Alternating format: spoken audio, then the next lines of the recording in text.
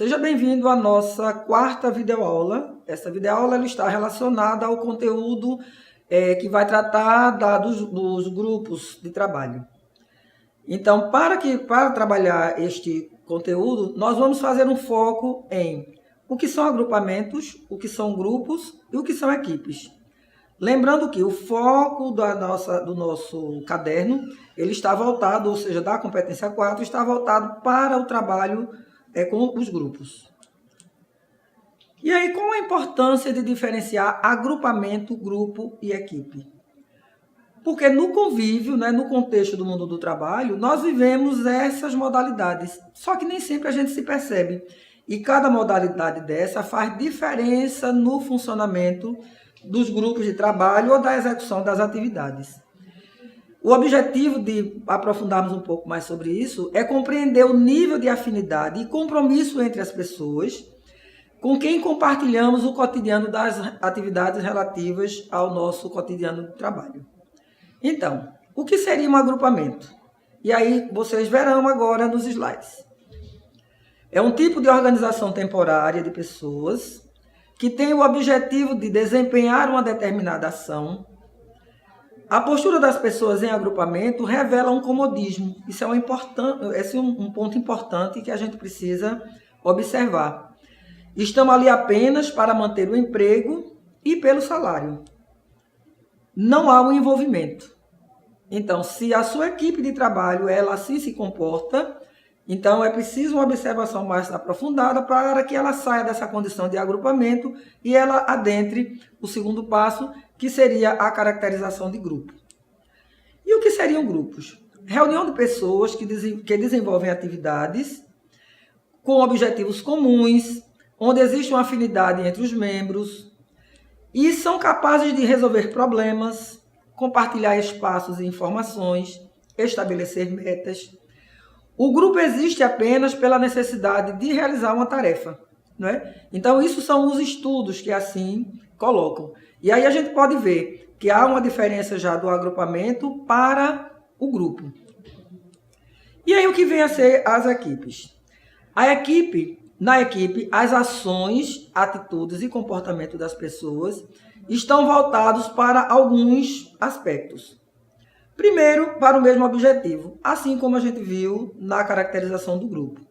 A gente pode até entender assim, que toda equipe é um grupo, mas nem todo grupo é uma equipe. Porque a equipe ela vai precisar de outros elementos, que aí a gente vai vendo agora. Precisa de alianças sociais e que essas alianças elas se estendam para fora do âmbito profissional. Se você pensar no agrupamento e ainda mesmo pensar no grupo, você vai ver que essa relação externa ao trabalho, ela ainda não é tão fortalecida assim. Elas não são formalmente estruturadas nem determinadas pela organização. Então, as equipes elas vão se constituindo a partir do laço de afetividade também, que vão se estabelecendo entre as pessoas. Isso se dá de uma forma natural. Então, essa formação, ela se dá dessa forma natural porque as pessoas vão estabelecendo uma identificação. As pessoas são ligadas afetivamente, na perspectiva da equipe, como a gente está falando, elas trabalham juntas e o objetivo desse trabalhar juntos, ele está para a cooperatividade nas tarefas. Por exemplo, se eu estou em uma equipe de trabalho e aí eu concluí a minha atividade, eu vejo que o meu colega, ele ainda está por concluir, então, sem nenhuma dificuldade, sem que eu precise ser requisitada, eu me coloco à disposição. Na perspectiva do grupo e do agrupamento, isso já não acontece da forma tão simples assim. Então, o que de fato tem uma equipe? A equipe ela tem responsabilidade, onde o colaborador precisa ser responsável e, consequentemente, também se responsabilizar por suas ações. A equipe precisa ter atitude e iniciativa. Então, se a gente diz no jargão popular que na equipe é um por todos e todos por um, então eu vou ter atitude e eu vou ter a iniciativa sem que necessariamente eu seja solicitada a isso. Na equipe é preciso que haja a participação efetiva.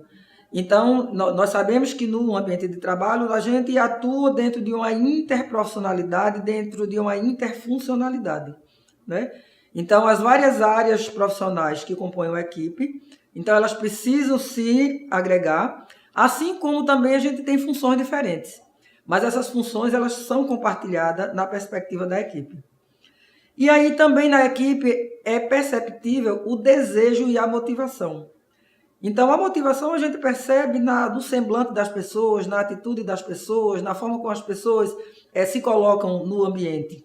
Então a motivação é exatamente isso. Quando a gente pensa no termo, se a gente separar, motivação é o motivo que me direciona a agir. Então isso é uma caracterização das equipes de trabalho. Um outro ponto é a cooperação, né? Como a gente também já falou. Então, a cooperação, nesse sentido, ela se dá de forma espontânea. A organização e o entendimento também é uma característica, né? Um ponto que caracteriza a equipe. Então, à medida que nós nos organizamos, então o trabalho ele fica facilitado para todas as pessoas. E há o entendimento, né? Quanto à necessidade tanto de um membro como do outro. A facilidade nas relações interpessoais, naturalmente, né? Então, se esse vínculo afetivo ele está devidamente estabelecido, então essas relações interpessoais nesse ambiente de trabalho, elas serão relações satisfatórias, onde não vão existir tantos conflitos. Os conflitos, naturalmente, que eles vão existir sempre em toda e qualquer organização grupal.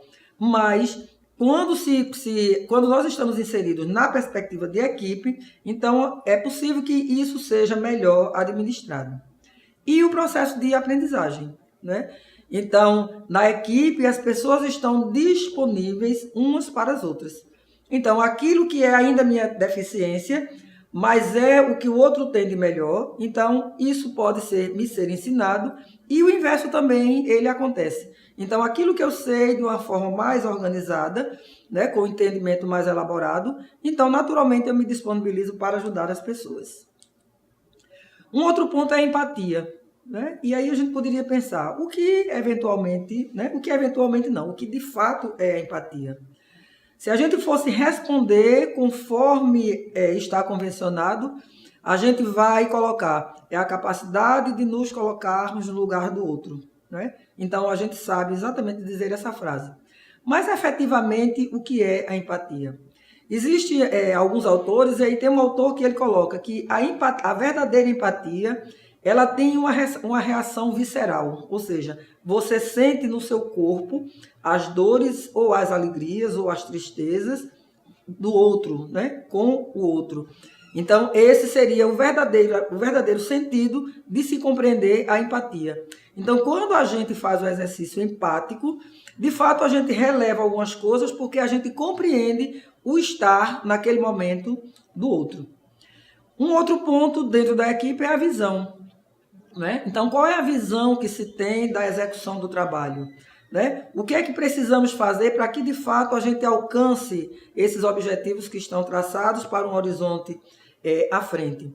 Então, se essa relação ela é uma relação bem estabelecida, então essa visão é uma visão favorável para todos os membros da equipe. E uma comunicação adequada, né? Então, veja, quantos aspectos já colocamos anteriormente que são importantes. Então, a comunicação é mais um desses aspectos. Então, falamos na competência 2 sobre a comunicação, e aí a gente visualizou, né, a comunicação passiva, a comunicação agressiva, a comunicação manipuladora e a comunicação assertiva. Então, neste sentido da equipe, a comunicação ela precisa caminhar para a comunicação assertiva.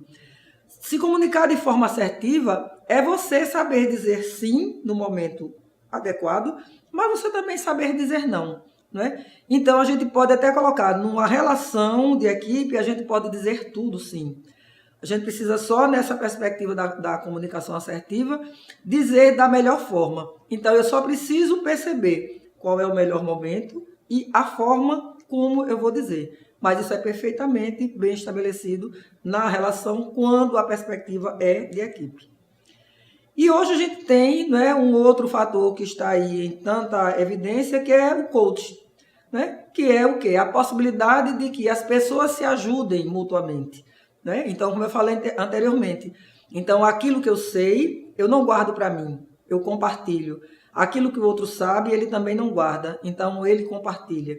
Então, é a possibilidade da ajuda mútua, se assim a gente puder entender.